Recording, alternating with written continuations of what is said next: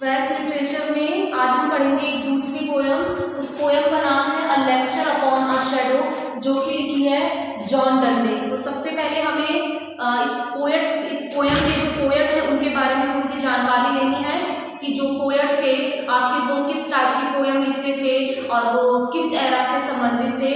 तो जो John Donne थे उन्होंने बहुत सारे सटायर लिखे हैं। सटायर का मतलब होता है व्यंग गीत, यानी कि किसी भी समाज के मुद्दे पर व्यंग करना और लोगों को उसके माध्यम से उन्हें जागरूक करना। उन्होंने बहुत सारे सोनेट लिखे। सोनेट 14 पंक्ति की एक पोयम होती है जो जिसके बारे में हम पढ़ेंगे। सोनेट लिखे उन्होंने, बहुत सारे लव लिरिक्स लिखे, यानी उन्होंने बहुत सारे प्रेम के गीत लिखे। और जो उनकी पूरी जो रचना थी उसको एक नाम दिया गया मेटाफिजिकल स्कूल ऑफ पोएट्री। तो एक राइटर है डॉक्टर सैमुअल जॉनसन। तो डॉक्टर सैमुअल जॉनसन ने जॉन डन के बारे में कहा कि जॉन डन की जितनी भी कलाकृति है, जॉन डन की जितनी भी कृति हैं, उन्होंने जितनी भी पोयम लिखी, जितने भी नॉवल लिखे, जितने भी सटायर लिखे, वो मेटाफिजिकल टाइप के हैं। अब प्रश्न ये उठता है कि मेटाफिजिकल क्या होता है। तो मेटाफिजिकल का मतलब होता है कि जो शरीर से फ्री हो, यानी ऐसी बातें जो इस सांसारिक दुनिया से परे होकर पारलौकिक जगत की बातें करती हो, अर्थात जो ईश्वर की बातें करती हो, तो उसे मेटाफिजिकल कहा गया।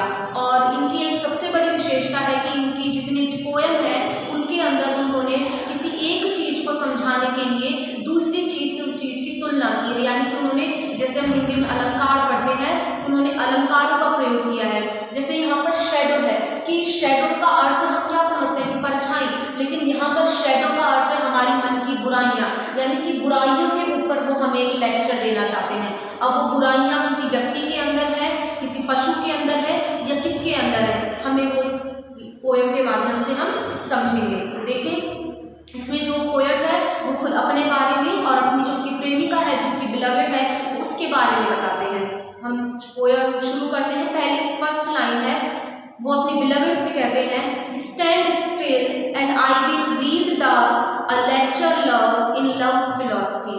कि स्टैंड स्टिल, वो अपनी बिलवेड से कहते हैं कि तुम जहाँ खड़ी हो तुम अभी वहीं पर खड़ी रहो। एंड आई विल रीड दो का मतलब यू, यानी तुम्हें। I will read to you, मैं तुम्हें पढ़ना चाहता हूँ। तुम्हारे मन में क्या चल रहा है, मैं इन सब चीज़ों के बारे में जानना चाहता हूँ। हम किसी व्यक्ति को तो पढ़ नहीं सकते, इसका मतलब हम उस व्यक्ति के बारे में कुछ जानना चाहते हैं। तो अपने बिलवेड से कहते हैं, stand still and I will read दो, कि तुम यहाँ पर खड़ी रहो, मैं तुम्हारे मन के बारे में जानना चाहता हूँ, मैं तुम्हारे बिहेवियर के बारे में जानना चाहता हूँ। अ लेक्चर लव, और तुम्हारे बारे में जानने के बाद अ लेक्चर, मैं तुम्हें एक भाषण दूंगा लव, प्रेम पर, इन लव्स फिलॉसफी, और प्रेम के दार्शनिक भाव पर, कि प्रेम को कैसा होना चाहिए, एक प्रेम के अंदर हमें कौन से कार्य करने चाहिए जिससे कि हम इस जगत के ना रहकर ईश्वर को प्राप्त कर पाए। मैं इन सब चीज़ों के बारे में तुम्हें एक भाषण दूंगा, तुम्हें कुछ बातें बताऊंगा।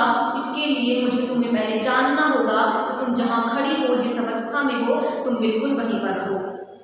These 3 hours that we have spent, ये 3 घंटे जो हमने एक दूसरे के साथ बिताए हैं, यानी कि वहाँ पर उसकी जो बिलवेड थी वो खड़ी थी। राइटर पोएट ने अपने बिलवेड के बारे में सब बातें जान ली हैं। अब उससे आगे कहता है, These 3 hours that we have spent, ये 3 घंटे जो हमने एक दूसरे के साथ व्यतीत किए हैं, एक दूसरे को जानने में व्यतीत किए हैं। वॉकिंग हेयर, यहाँ पर चलते हुए, 2 shadows went, 2 परछाइयाँ भी हमारे साथ में चल रही थी। कि हम दोनों तो यहाँ 3 घंटे से साथ में चल ही रहे हैं, साथ में 2 परछाइयाँ भी हमारे साथ चल रही हैं। हम जानते हैं कि व्यक्ति चलता है, उसके पीछे पीछे उसकी परछाई भी चलती है, लेकिन यहाँ परछाई से मतलब है उनके मनुष्य के अंदर की बुराइयाँ, झूठ जो हम एक दूसरे से बोलते हैं। तो कहते हैं कि 3 घंटे हमने साथ में गुजारे, हमने एक दूसरे से बात की, उसके बावजूद हम दोनों ने अभी भी कुछ बातें एक दूसरे से छिपाई हैं। कुछ झूठ तुमने मुझसे कहा है, कुछ झूठ मैंने तुमसे कहा है,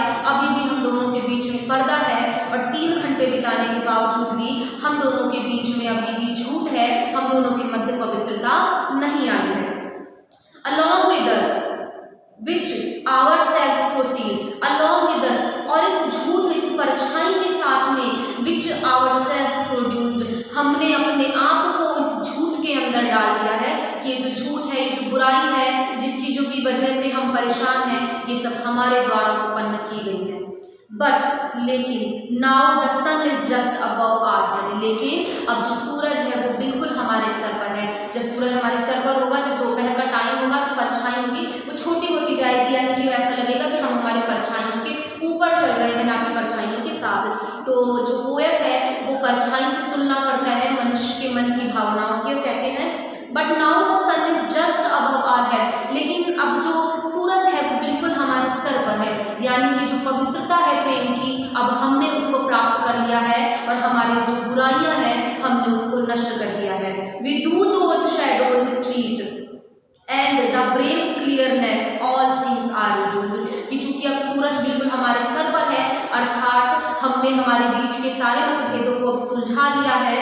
we do those shadows treat, और जो हमारी जो परछाई थी अब वो कहीं दिखाई नहीं दे रही है, यानी हमारे अंदर की जो बुराई थी, जो झूठ थे, अब वो गायब हो चुके हैं। एंड द ब्रेव क्लियरनेस, और अब हम दोनों के मध्य में सब कुछ बिल्कुल समान है, सब कुछ बिल्कुल पानी की तरह साफ है। ऑल थिंग्स आर रिड्यूस्ड, और सारी चीजें धीरे धीरे करके बिल्कुल गायब हो चुकी हैं। अब हम एक अच्छे रिश्ते को, अब हमने एक पवित्र प्रेम को प्राप्त कर लिया है और अब हमें एक दूसरे के बारे में कुछ भी जानने के लिए शेष नहीं बचा है। अब इसके आगे की पोएम हम कल पढ़ेंगे, जितनी भी आज पोएम पढ़ी है इसकी एक्सप्लेनेशन हमको याद करनी है और इससे संबंधित जितने भी क्वेश्चन आंसर हैं, चाहे वो एडिशनल हो या इस पोएम के पीछे के हो, वो याद करने हैं। साथ में अबाउट द पोएम हमको पढ़ना है, हम गूगल पे सर्च करेंगे अबाउट द पोएम तो हमें आराम से बहुत सारी चीजें मिल जाएंगी। उसके कॉपी पर लिखें, जो भी आपको समझ में आता है फिर उसको अच्छे से याद करना।